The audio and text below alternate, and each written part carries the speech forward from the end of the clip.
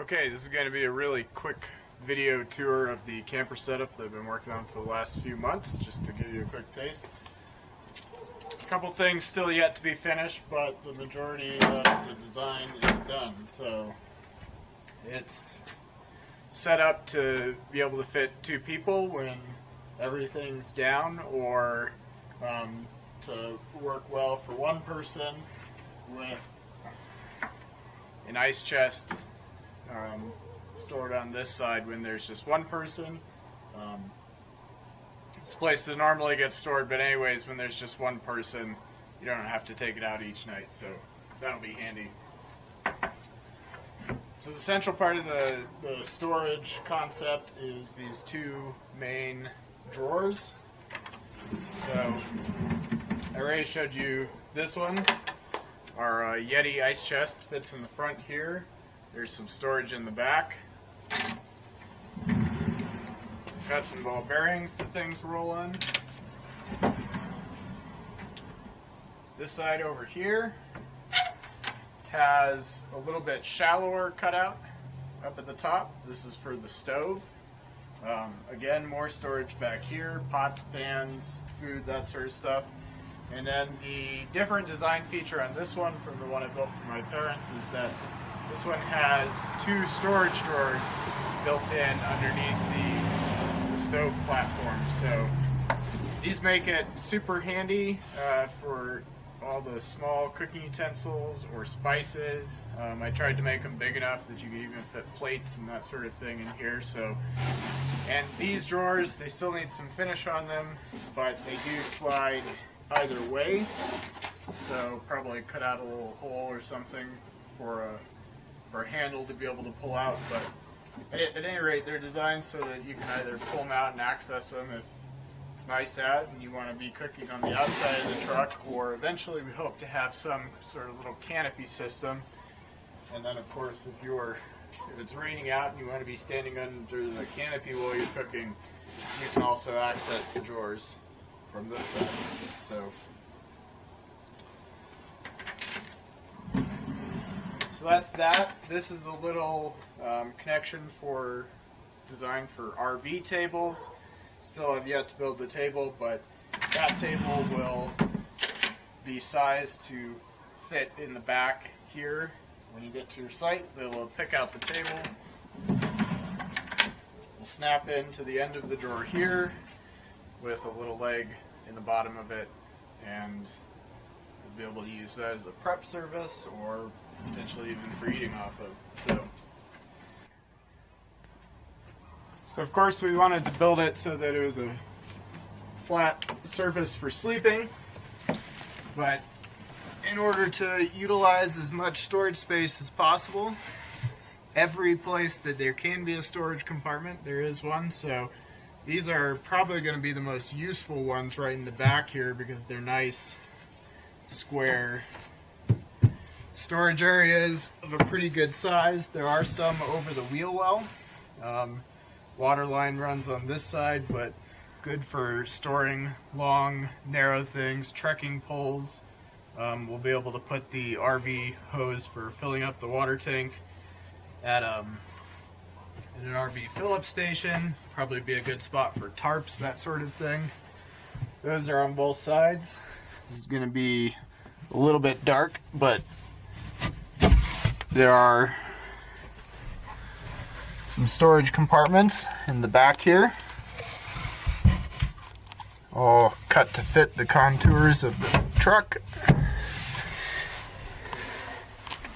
And the other big one is the water tank, which sits back here. So this only has to come off when you need to fill the tank or do some sort of maintenance otherwise. So a little bit about the setup here. This is a 17-gallon RV water tank. I installed this access hatch to make it a little bit easier for filling up. It also makes it a little easier to clean out the inside of the tank should anything happen, like it sits too long and you actually need to get in there with a bit of a scrubber. But most importantly, it's going to make it a lot easier to just fill it up with a hose from the top rather than trying to use the filler port, which is what would normally be connected on an RV setup. So anyways, this hatch plate goes back on. It's secured down so it doesn't move back and forth.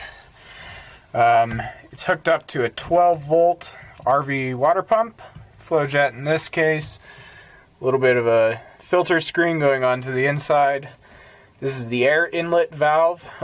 Normally the air inlet tube would run way up onto the side. I'm trying a little experiment here with a one-way check valve that would normally be used for an aquarium air pump to oxygenate the water. This is designed specifically to let air in one way and stop water from going back the other way. On a pump, aquarium pump, that's in case the power goes out. You don't want to siphon water back through the pump. So anyways, for $2.50, I figured that was worth a try. So it's all wired up here. There's a 12 volt, or sorry, a 10 amp fuse on that. So I just showed you the water tank there. This is where it all comes out. This is a little flex lock spigot. Pulled this off of a design some guy had online. Thought it was pretty clever. So these are flex locks, which are normally used for kind of industrial CNC machining where you need something that's water cooled, so you can put different size tips on it. In this case I put the big one to try and allow a fair bit of flow. Over here is our kind of little command center. So it's got a main switch to power on that kind of cuts the power off to everything. This is a little panel so you can monitor battery voltage. It varies a little bit, but it's at least a way to kind of keep a rough track of how the battery is doing. Has a regular kind of, you know, cigarette style power outlet, and then for phones and tablets it's got two built-in USB charging ports that you can connect up to. So this switch right here, you might hear the pump kick on for a sec. So the next thing I'm going to do is actually fill up the tank with a little bit of water, and then we'll test out the switch on the side. Or we'll test out the spigot, rather. Alright, so inaugural test. If anything goes wrong, it goes wrong on camera. So, kick the pump on. We'll be building up pressure.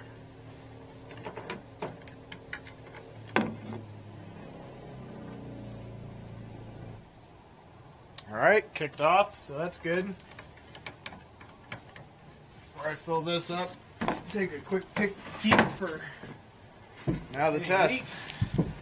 Turn this on, water should come out.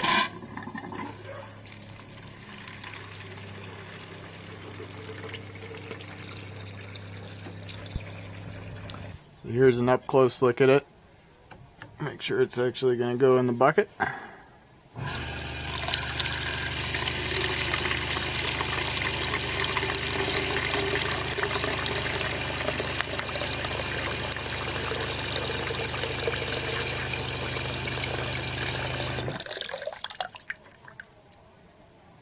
So this pump has a flow rate of about 3 gallons per minute when it's turned all the way up. And I don't know, it might even be a little faster than that since there's really not too much in the way of plumbing between the pump and the spigot. But at any rate, it seems to work well, and I think it should work really nicely for the field season.